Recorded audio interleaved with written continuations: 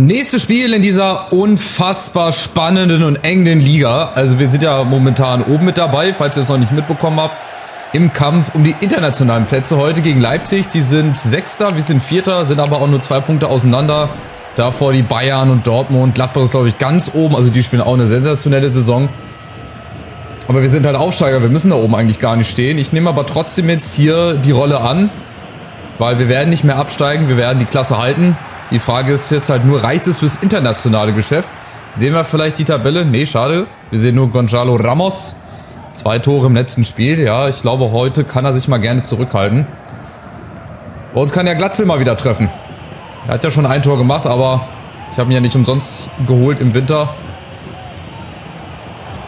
Aber es wird, glaube ich, traditionell sehr, sehr schwer gegen Leipzig, weil die spielen halt ihr 4-2-2-2 mit sehr, sehr hohem Pressing. Also die stehen sehr hoch, die spielen gutes Pressing.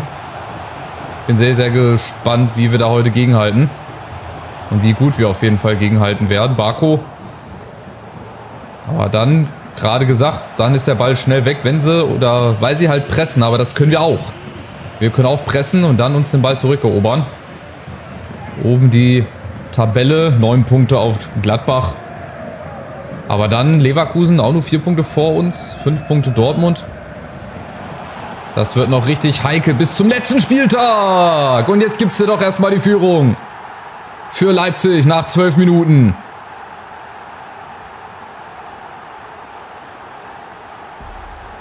So schnell kann es dann halt auch gehen, ne? War jetzt auch wieder besonders schlecht verteidigt. Da wieder die Situation mit Brabeck. Entweder mache ich innen zu oder gehe nach außen. Ich gebe ihm die Bahn außen frei und somit keine Probleme, Openda den Ball dann reinzuschießen. 8. Tor. Ja, ging zu leicht, wie immer. Also wie jedes Gegentor, was wir kriegen, das fällt natürlich zu leicht und natürlich auch nur durch einen Fehler. Aber das soll uns gar nicht jucken. Wir haben nämlich auch gegen Leipzig in der Hinrunde gewonnen. Ich glaube ja, in letzter Minute, das war Lasme. Bin ich der Meinung. Da war auch zurückgelegen oder erst geführt und den Ausgleich dann bekommen.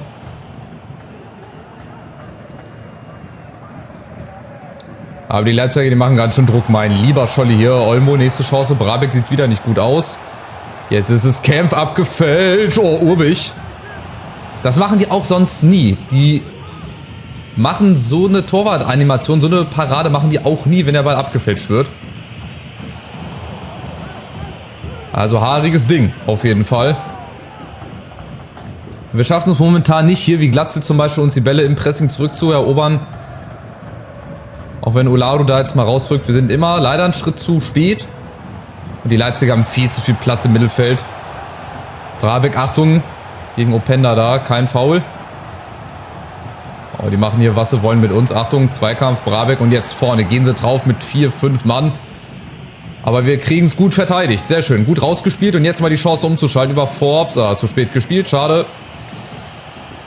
Das ist halt das Problem bei uns. Aber wir können das auch richtig gut. Wenn wir es denn direkt spielen, dann muss es auch genauer sein. Ansonsten ist der Ball halt schnell wieder weg. Das sind halt so die Chancen, die wir uns erarbeiten müssen. Auf die wir hoffen müssen. Ansonsten gibt es ja heute nichts zu holen. Aber wir sind ja drin. Wir sind ja drin in den Zweikämpfen. Viel besser jetzt. Oh, ganz unten. Wenn Serda den auf Barco kriegt, jawohl, schönes Ding. Direkt auf Forbes, weiter und Glatzel. Ne, den macht Forbes alleine. Ja, es geht doch. Auch wir haben vorne unsere Qualität. Nicht nur, weil die Spieler so stark sind. Forbes, schöner Schuss. Ja, fehlt ein knapper Meter da. Aber ihr seht, auch mal einen Seitenwechsel, dann Direktabnahme und dann wäre halt die Chance auch da gewesen, auf Glatzel zu spielen. Aber der hat sich dann wieder aus irgendwelchen Gründen nach hinten fallen lassen. Naja.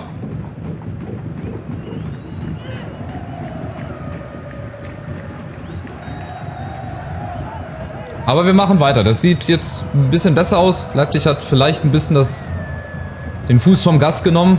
Ja, okay, kaum sage ich schon, läuft der Innenverteidiger vorne durch. Und stehen. Außen versuchen irgendwie die Flanke zu verhindern. Oder wenn sie dann kommt, dann natürlich klären durch Brabeck. Gucken, dann sind sie wieder vorne. Oh, beziehungsweise Mittelfeldpressing. Aber wir rücken halt zu langsam nach. Deswegen, wir können da leider nicht so schnell umschalten wie die Leipziger.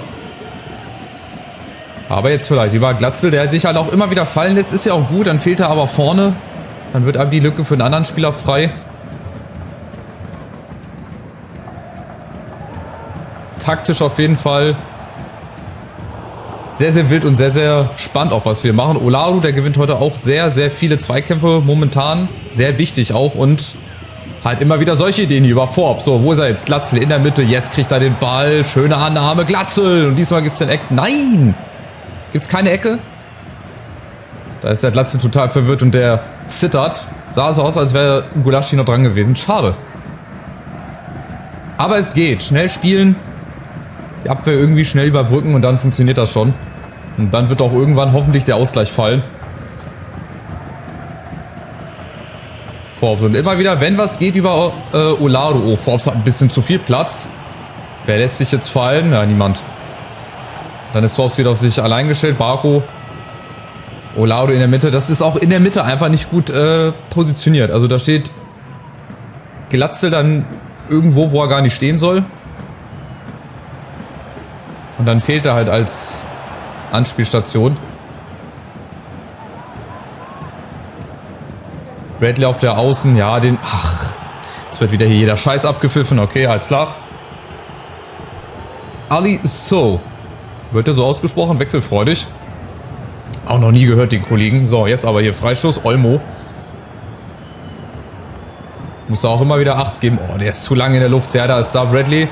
Kriegen wir vielleicht noch die eine Chance, aber dann muss es jetzt wirklich, ja, genauer und ein bisschen schneller gehen. Egal, 1:0 nur. Ja, unterm Strich, weiß ich nicht. Die hatten auch gefühlt nur irgendwie, ja, einen Schuss aufs Tor. War das so? Ne, 2 Schüsse aufs Tor.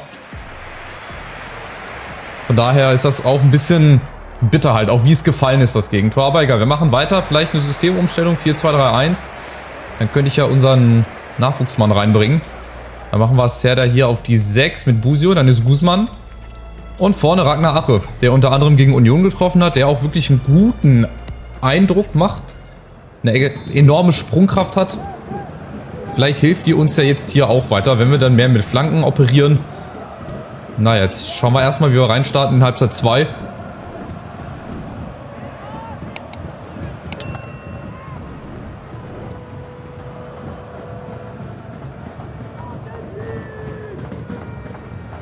Ob wir die Leipziger dann irgendwie ein bisschen früher gestoppt bekommen, aber momentan nicht. Aber Serda ist dazwischen, auch sehr, sehr zweikampfstark. Und da haben wir Guzman.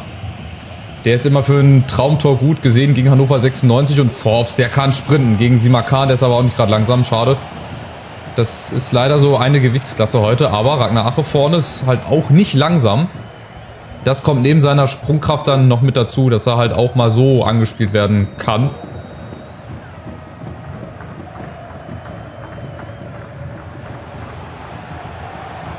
Barco auf der Außen, der darf da nicht vorbei, aber der wird da irgendwie vorbeikommen.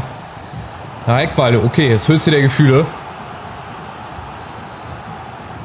Aber die kriegen wir eigentlich gut verteidigt bislang. Eigentlich. Oh, kaum sag ich's. Achtung, Kopfball kommt. Bradley kriegt ihn geklärt, aber nicht gut. Der kommt direkt wieder zurück. Brabeck ist da, Olaru auch. Sehr, sehr schön. Also der hat die Ruhe. Der hat auch die Ballkontrolle, die nötige, die man dann braucht, um sowas zu klären. So, jetzt mal. Lange Hafer. Aber so nicht auf Simakan. Beziehungsweise auf Forbes kriegt er den. Ja, wenn er durchläuft. Komm. Damit hat er nicht gerechnet, aber Alibi-mäßig. Schade.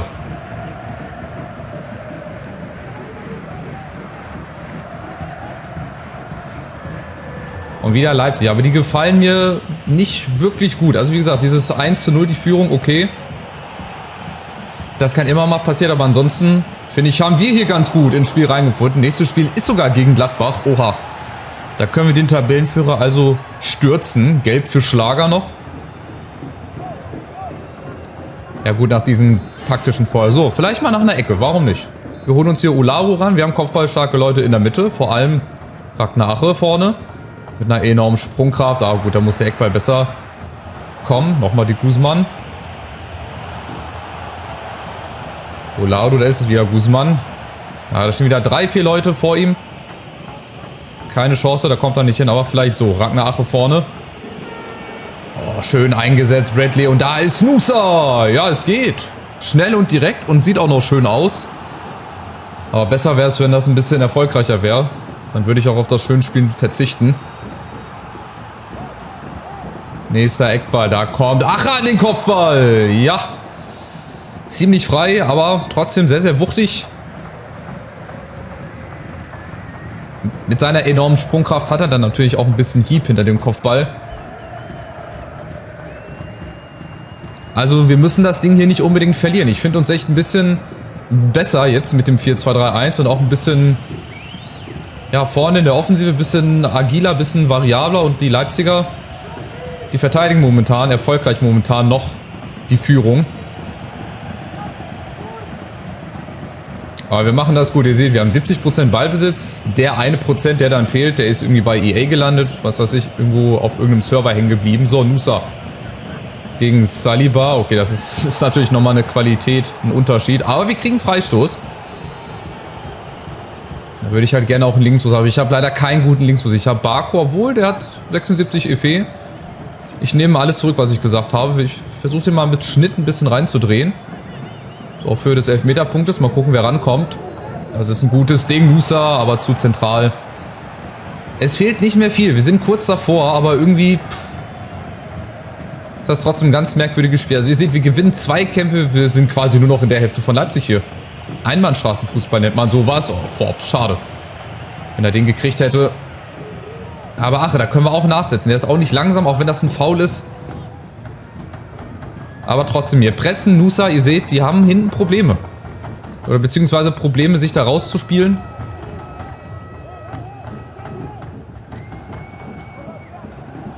Und irgendwann werde ich halt riskieren müssen, wenn ich hier noch ein Remis holen möchte.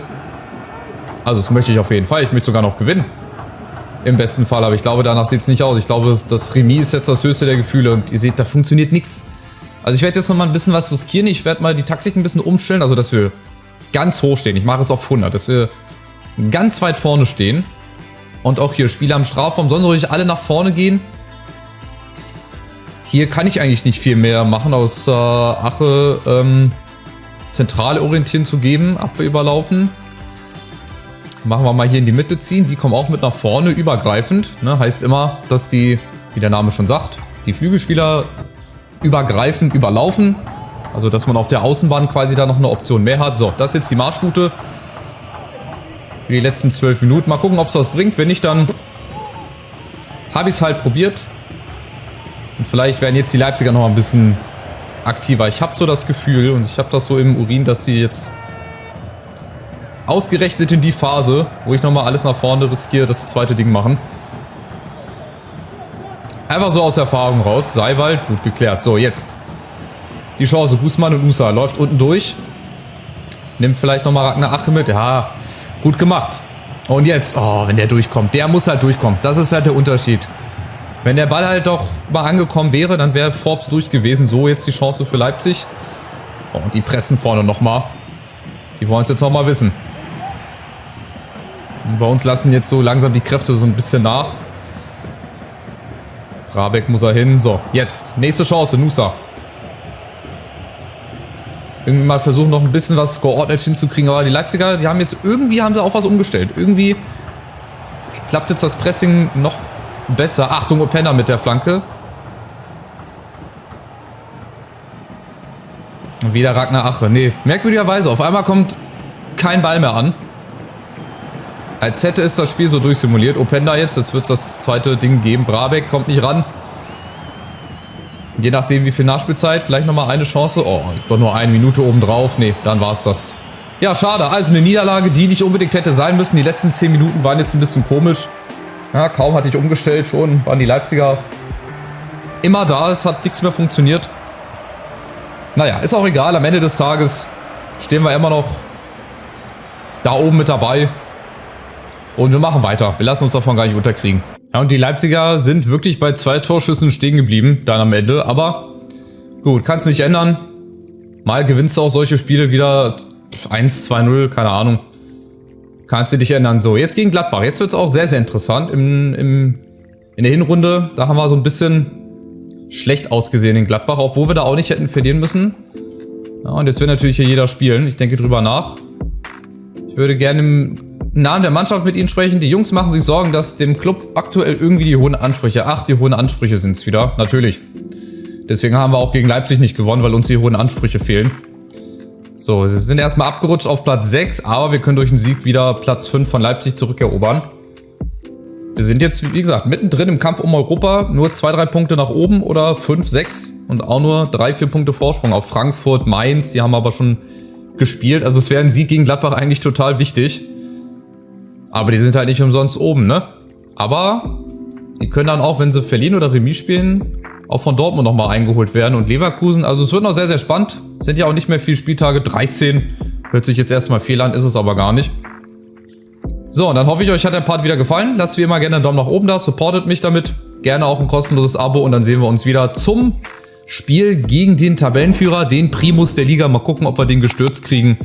Ich bin mal ganz guter Dinge. Also, macht's gut, bis dahin. Ciao, ciao.